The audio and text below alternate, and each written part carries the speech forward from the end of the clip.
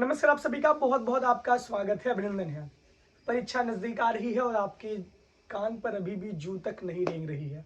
इसका मतलब साफ तौर पे यही है कि अभी भी आप बहुत नॉन सीरियस है और इस इंतजार में है कि डी कुमार की सीरीज आएगी, उसको पढ़ लेंगे, गेस्ट पेपर मिलेगा और हम पास हो जाएंगे। पास होना जीवन का लक्ष्य नहीं है। मैं बार बार कह रहा हूँ कि अपनी परीक्षा की तैयारी अगर अभी भी आप सीरियसली नहीं कर रहे हैं तो करना शुरू कर दीजिए। You have lot of distraction, आपके पास बहुत सारे डिस्ट्रैक्शन हैं। यहाँ पे वो फेस्ट हो रहा है, यहाँ पे ये कार्यक्रम हो रहा है, वहाँ पे वो कार्यक्रम हो रहा है।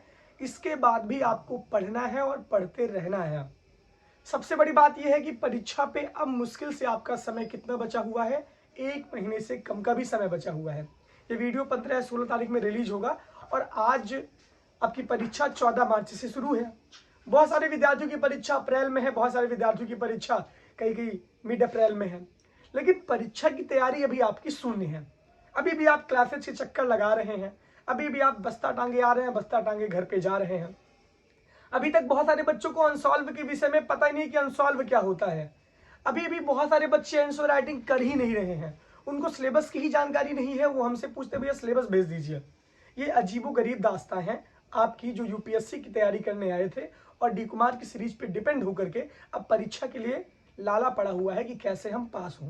ये बहुत बड़ा प्रश्न चिन्ह खड़ा होता है, लेकिन इसका भी सॉल्यूशन मैं आपको इस वीडियो के माध्यम से दूंगा। ये वीडियो पूरा देखिएगा, आपकी परीक्षा की तैयारी में ये वीडियो शायद ही बूस्टर डोज का काम करेगा। सबसे पहली बात यह है कि अगर परीक्षा की तैयारी अगर आप अभी भी नहीं कर रहे हैं तो सीरियसली करना शुरू कर दीजिए। दूसरी बात यह है कि आपके टेबल पे अनसॉल्व पेपर, आपका सिलेबस, अनसॉल्व पेपर जब आप लेंगे तो वहां पे आपका सिलेबस आगे लिखा रहेगा। इस बार 100% सिलेबस भी आ रहा है, आपको ये भी जानकारी होनी चाहिए। हर एक यूनिट का बराबर महत्व है, तो हर एक यूनिट में बराबर हमको मेहनत करनी है, हर एक पेपर में हमको बराबर मेहनत करनी है। लेकिन फिलॉसफी पढ़े जा रहे हैं, हिस्ट्री छोड़ दिए जा रहे हैं, इंग्लिश लिटरेचर खूब पढ़ रहे हैं, इकोनॉमिक्स अच्छी नहीं कर रहे हैं, हिंदी बहुत अच्छी तरीके से पढ़ रहे हैं, मिडिवल हिस्ट्री छू ही नहीं रहे हैं, साइकोलॉजी बहुत अच्छा कर रहे हैं, ज्योग्राफी टच ही नहीं कर रहे हैं। तो ये कमी हम करते हैं परीक्षा के समय। अभी भी बहुत सारे विद्यार्थियों को अनसॉल्व यानी प्रीवियस ईयर क्वेश्चन पेपर के विषय में नहीं पता है, तो आज ही आप जाइए कटरा के मार्केट से प्रीवियस ईयर क्वेश्चन पेपर उठा लीजिए। यानी कि अनसॉल्व आती है, 15 रुपया खर्चा करिए, 45 रुपया में आपको तीनों पेपर का मिल जाएगा। अभी नहीं तो कभी नहीं, बहुत बैठ के रोएंगे और जब उस बंद कमरे में नंबर आपका खराब आएगा तो आप जाके अकेले सिसकते रोएंगे। ना आपका दोस्त उस समय आपके साथ होगा, ना आपके माता पिता उस समय आपके साथ होंगे, ना ही आपकी वो सारी मस्तियां आपके साथ होंगी जो मस्ती आपने इस पूरे 4-6-7 महीने में किए हैं। अभी भी बंद कमरे में कैद हो जाइए, क्लास करने आइए। क्लास करने से मैं बिल्कुल मना नहीं कर रहा हूँ। जो विद्यार्थी ये सोचते हैं कि परीक्षा के अंतिम समय में क्लास व्लास छोड़ करके समाधि धारण कर लेंगे, तो हम जानते हैं कि आप कमरे पे बैठ के कितना पढ़ते होंगे, ये मैं बखूबी जानता हूँ। अभी क्लासेस जो चल रही हैं वो समझ लीजिए कि आपकी परीक्षा की तैयारी में सबसे बड़ा टर्निंग पॉइंट साबित हो सकती है। मान लीजिए कि किसी भी सब्जेक्ट में, किसी भी पेपर में आपके 3 यूनिट कंप्लीट हुए हैं, अभी 2 यूनिट बचा हुआ है, तो जो 2 यूनिट अभी सर पढ़ा रहे हैं उसको उसी समय उसी दिन जाके रिपीट करिए, रिवाइज करिए और उसी समय अपना 15 नंबर 30 नंबर एकदम फिक्स कर लीजिए। बहुत सारे बच्चे क्लास ही छोड़ दिए हैं। आर्यभट्ट व रामहीर के वंशज सोच रहे हैं कि हम बंद कमरे में बैठ करके बहुत 30 मार्क खा बन जाएंगे। ऐसा नहीं है, आप ऐसी गलती कर रहे हैं। आप क्लासेस को बिल्कुल मत छोड़िए, वरना आपका कॉन्सेप्ट ही नहीं क्लियर होगा। आप डी कुमार कितना रटेंगे, आप किसी की नोट्स को कितना रटेंगे, बिच्छाम देही नोट्सम देही, आप ये पिछले 6-7 महीने से आपका चल ही रहा है। अब बात करते हैं कूल माइंड से। परीक्षा है, नंबर ज़्यादा आएगा, नंबर कम आएगा, यही होगा मुश्किल से बहुत ज़्यादा। लेकिन अगर आप अपनी पढ़ाई से संतुष्ट नहीं हो पाएंगे तो आपको हमेशा उसका क्या रहेगा, उसकी हमेशा आपको कमी महसूस होगी कि हम अपनी पढ़ाई से संतुष्ट नहीं थे, हम अपनी मेहनत को नहीं कर पाए, इस वजह से हमारा नंबर अच्छा नहीं आ रहा। अभी भी डरने की ज़रूरत नहीं है। मैं बार बार कह रहा हूँ कि 1 महीना बचा हुआ है, आपके 6 पेपर 7 पेपर हैं, 3 सब्जेक्ट के 2-2 पेपर, मान लीजिए 6 पेपर, किसी सब्जेक्ट में 3 पेपर हैं तो 7 पेपर। अभी भी टाइम डिसाइड कर लीजिए, एक एक सब्जेक्ट पे, एक एक पेपर पे 3-3 दिन का आप शेड्यूल रखिए। यानी कि मान लीजिए 30 दिन का अगर आपको पूरा टाइम टेबल अपना बनाना है तो एक पेपर 3 दिन में कंप्लीट कर लीजिए, दूसरा पेपर 3 दिन में कंप्लीट कर लीजिए। ऐसे होते होते आपका 18 से 20 दिन में पूरा सब्जेक्ट तीनों रिवाइज हो जाएगा।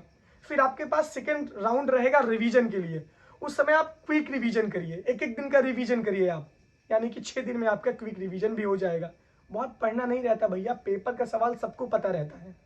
रही बात गेस्ट पेपर की, आप लोग गेस्ट पेपर के बहुत भरोसे रहते हैं। मैं भी आपको 2 साल से आदी बना दिया हूँ, वो डोज मैं देता रहता हूँ, आप उस डोज को लेते हैं और पेपर में जाके वही सवाल आ जाता है। इस बार थोड़ा सा बहुत सारी समस्याएं हैं, क्योंकि और भी सारी जिम्मेदारियां हैं। सीयूईटी का एंट्रेंस आ रहा है, इलाहाबाद यूनिवर्सिटी के भी एंट्रेंस को अलग कर दिया गया है, तो उस पर भी हमारी सबकी कवरेज लगातार चलेगी। तो हो सकता है गेस्ट पेपर आपको ना मिले। सेकेंड ईयर वाले बच्चे, थर्ड ईयर वाले बच्चे इतने परिपक्व हो गए हैं कि वो अनसॉल्व को देख करके मिला सकते हैं कि कौन सा सवाल आपके पेपर में आने वाला है, कौन सा सवाल आपके पेपर में नहीं आने वाला है। रही बात फर्स्ट ईयर की, तो फर्स्ट ईयर वाले बच्चे जितने हैं उनको मैं बताना चाहता हूं कि मैं पिछले 2 सालों से गेस्ट पेपर दे रहा हूं। आप 24 में पेपर देंगे, यानी 24 में आपका फर्स्ट ईयर का पेपर होगा। तो odd and even rule Allahabad university में चलता है, यानी कि आपको 22 का सवाल पढ़ना है।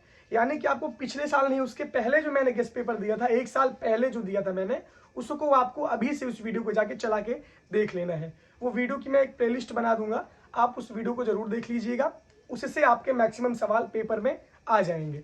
इस बात बहुत ध्यान देने की जरूरत है कि इस बार 100% सिलेबस आ रहा है, तो आधी अधूरी तैयारी नहीं करनी है, हमें पूरा पढ़ना है। कहाँ से सवाल पूछ लेंगे इसका कोई भी अंदाजा नहीं है, क्योंकि पिछले 2 सालों से कोविड के कारण 80% सिलेबस आता था, 70% सिलेबस आता था।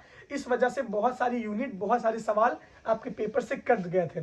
तो इस बार कोई भी ये गेस नहीं कर सकता कि ये सवाल आपके पेपर में आ जाएगा। एक एग्जाम्पल के रूप में मैं देना चाहता हूँ, मान लीजिए चारवाक है, फिलॉसफी के फर्स्ट ईयर में चारवाका फिलॉसफी पिछले 2-3 सालों से नहीं पढ़ाई जाती थी। इस बार चारवाका फिलॉसफी में 2 सवाल बनते हैं, एक मेटाफिजिक्स और एक है एपिस्टेमोलॉजी, यानी ज्ञान मीमांसा और तत्व मीमांसा। चारवाक फिलॉसफी की ज्ञान मीमांसा पूछेंगे या चारवाक फिलॉसफी की तत्व मीमांसा पूछेंगे। 3 सालों से सवाल कहीं दिखा नहीं, सिलेबस में था नहीं, इस बार दोनों पूछने के चांसेस बहुत ज्यादा है। ये आप फिलॉसफी को समझिए, ये सारी चीजें आपको समझनी पड़ेंगी। अगर आप नहीं समझेंगे तो कौन समझेगा, समझाने वाला भी कोई इलाहाबाद में आपको है नहीं, सब अपने स्वार्थ में लिप्त हैं। जिसका जब स्वार्थ सिद्ध हो जाता है उसी समय आपको वो छोड़ के चला जाता है। लेकिन ये बात आपको ध्यान देनी है कि आपकी अपनी मेहनत, आपकी अपनी, इस सर्दी का माहौल चल रहा है, बहुत सारे महीने चल रहे हैं, इसमें भी आप लोग बहुत सारी मस्तियाँ करें। अभी अगर आप सीरियस नहीं होंगे तो बहुत बैठ के रोएंगे। कहते हैं लोग डरवाते हैं, आप, बिल्कुल डरवाता हूँ, मैं डरवाऊंगा। डरवाने वाला भी आपको कोई नहीं है इस संसार में, आपको किसी का डर ही नहीं है। आपको ना अपने माँ बाप का डर है, ना आपको अपनी बेइज्जती का डर है। नंबर खराब आएगा तो किसके सामने कैसा मुंह लेके जाएंगे, आप तो एकदम घूम